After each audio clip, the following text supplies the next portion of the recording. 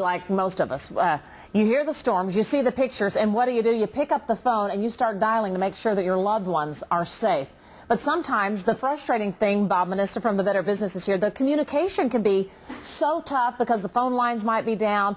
And U.S. Cellular has some good advice, some things that you can do of getting in touch with your loved ones. If you can't get through the phone, you can even send an email or a text message. That would be one thing, right? Sure. Yeah, so, as long as they have a powered-up phone, I'm sure they'll be okay. Yeah, but there's so many people trying to make calls and trying to get that volume in. You always feel frustrated. You know, you just redial, redial, redial. So yeah. Bob is here to talk about how busy things get after storms and making smart decisions when we clean up after a storm.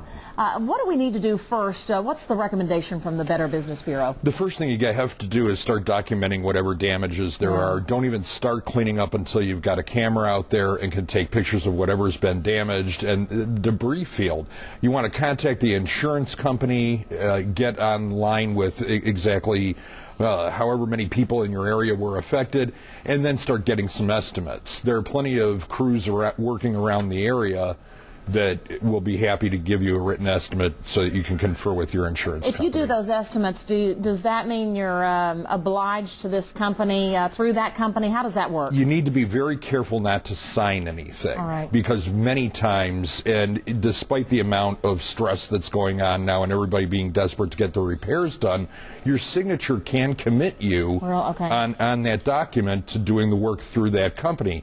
You need to make sure you're reading the entire contract, understand all your obligations, and don't sign it if you don't understand what you're signing.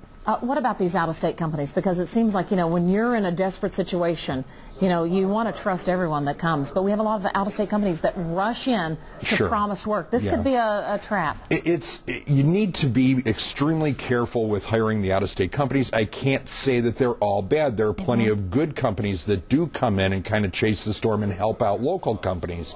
You want to check their reports, get their reputation, write down the plate numbers, and think about, are they going to be around to honor a warranty? If the warranty on a roof is important to you, you don't want to hire a company out of Oregon on the hopes that they're going to come back to Oklahoma when you have a leak.